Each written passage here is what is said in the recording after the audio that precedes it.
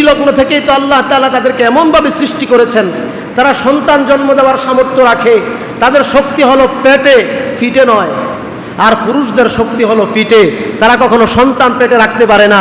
অনেক সময় দেখা যায় আমাদের পুরুষদের মধ্যে দুপুরবেলা একটু যখন খানাপিনা খায়, একটু বেশি খাইলে, রাত্রেবেলা একটু বেশি খাইলে বিশ্রাম নিতে হয়। ওজন বা পেটের মধ্যে এমন শক্তি দেওয়া হয় নাই যে পেটের মধ্যে অধিক ওজন নিয়ে আপনি ঘুরতে পারবেন, চলাফেরা করতে পারবেন।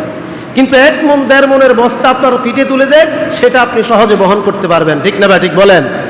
নারীদেরকে আল্লাহ তাআলা পেটের মধ্যে এমন শক্তি দিয়েছেন, দেখবেন একটা 9 মাস 10 মাসের বাচ্চা পেটে নিয়ে আবার খানাপিনা খায়, সমস্ত কাজ কর্মগুলো সে সামলায়। ঠিক না ভাই, ঠিক বলেন? অর্থাৎ সৃষ্টিলগ্ন থেকে আল্লাহ তাআলা নারী জাতিকে পেটে শক্তি দিয়েছেন আর পুরুষ জাতিকে ফিটে শক্তি দিয়েছেন। অতএব একজনের কাজ আরেকজনে করা কখনোই সম্ভব হয় না। ঠিক না ভাই, ঠিক?